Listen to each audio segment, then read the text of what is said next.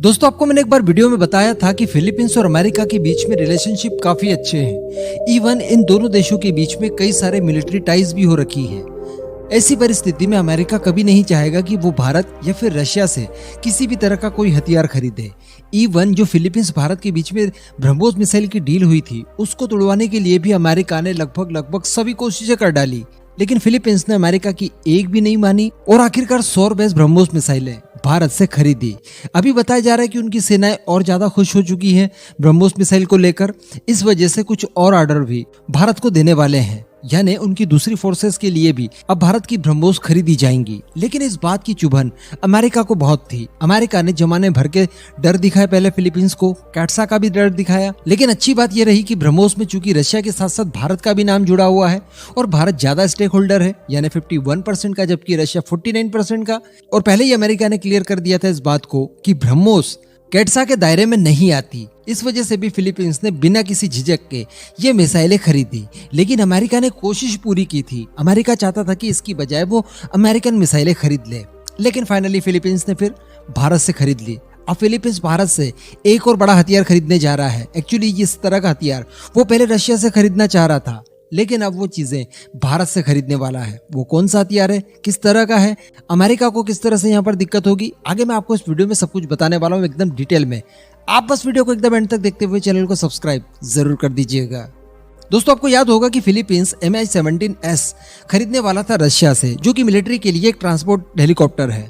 इसी तरह के हेलीकॉप्टर भारत भी इस्तेमाल करता है और बड़े दुख के साथ कहना पड़ रहा है मुझे कि जो CDS बिपिन रावत जी का हेलीकॉप्टर क्रैश हुआ था वो भी Mi-17 ही था।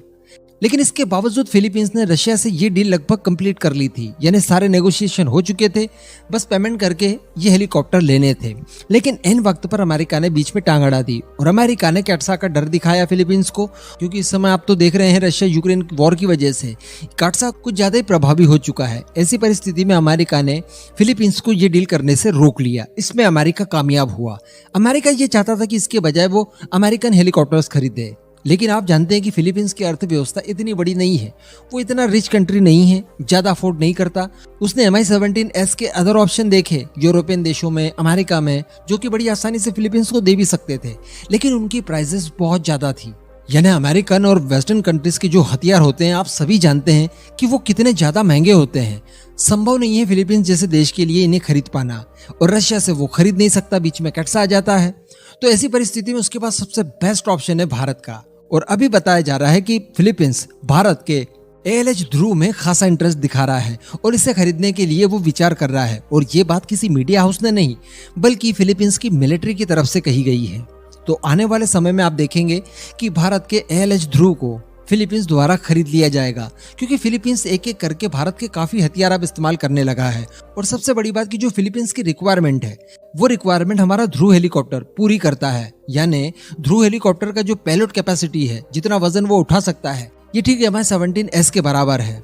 तो जो काम Mi-17S फिलीपींस के लिए कर सकता था, एग्जैक्टली वही काम हमारा ध्रुव कर देगा। और काफी कम कीमतों पर वेस्टर्न कंट्रीज और अमेरिका के हेलीकॉप्टर को अगर देखा जाए, उनसे कंपेयर किया जाए, तो भारत का हेलीकॉप्टर लगभग आधी कीमत में उसे प्रोवाइड हो जाएगा।